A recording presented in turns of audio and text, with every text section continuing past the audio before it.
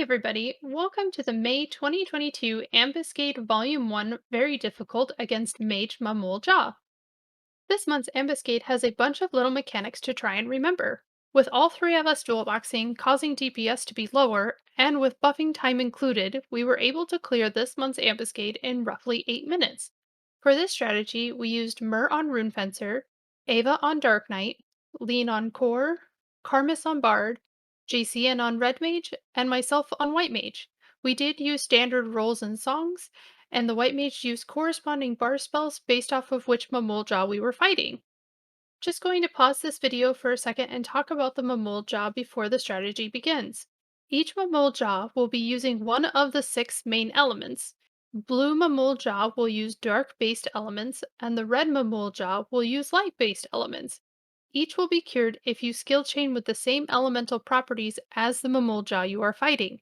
For example, if you are fighting the Firecaster Mamool Ja and are doing light skill chains, this will cause you to cure the Mamool Ja instead.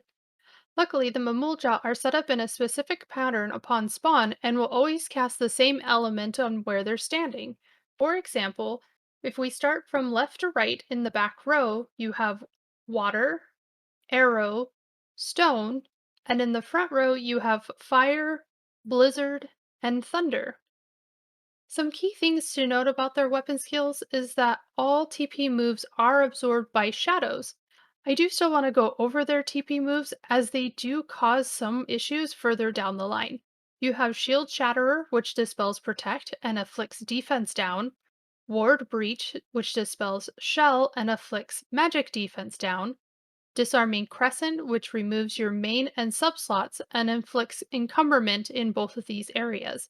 Hurl Anathema will only be used on the target that silenced the Mamool Ja, which can cause slow, poison, virus, paralyze, and mute, so you will be unable to use Silena to get rid of this particular silence. Now just before the fight, there is one more mechanic you should be aware of. If you kill the Mamool Ja while they are holding their staff, you will receive the message, "The Mage's Wisdom flows through you." What this means is any remaining Mamool Ja will have an increase to their magic damage. If you kill the Mamool Ja while they are not holding a staff, you will receive the message, "The Warrior's Prowess flows through you." This has the same effect but to their physical attack. And these do stack, so the more Mamool Ja you kill in certain forms, the higher either their magic damage or their physical damage will do. Based on this information as well, that does mean that there are multiple strategies that you can do for this month's Ambuscade, and definitely give it a try. But here's one of those strategies that you can use for your party and is a little bit safer if you'd like. Okay, now back to the video. In this particular strategy, our red mage used Elemental Seal, Saboteur, Sleep Gut in order to try to sleep as many Mamool Ja as possible. Well, even though the Mamool Ja do have a high resistance to sleep, we are able to get a few of them asleep, as you can see. The ones that weren't able to be slept, the Rune Fencer would go after the closest one to them, and the White Mage would put up the corresponding bar spell to help reduce magic damage. DDs will start producing as much damage as possible, causing this mage to use Mana Font. Once Mana Font is up, our red mage will confirm that they have Blink active and then try to silence this particular Mamool Ja, causing them to use Hurl Anathema on our red mage. If this move does not hit our red mage, it does cause this Mamool Ja become infatuated with our red mage, which means our Rune Fencer will not be able to pull hate until this Mamool is dead. If our red mage is hit by Hurl Anathema, it will not cause this Mamool Ja to become infatuated with our red mage, and our Rune Fencer will be able to hold hate. As you can see, in most of this fight, our red mage did not get hit by Hurl Anathema, and these Mamool Ja did quickly go after him, but thanks to the GD, we were able to kill it pretty quickly. We rinse and repeated this pattern for the first 3 Mamool Ja, making sure that all 3 were killed without their staff in hand to only raise their physical prowess. For the last 3 Mamool Ja, we made sure our rune put up corresponding runes based off of the element that Mamool Ja was casting. Our red mage ensured that Addle 2, Slow, Paralyze were up, and our white mage did continue to make sure the correct bar spells were applied.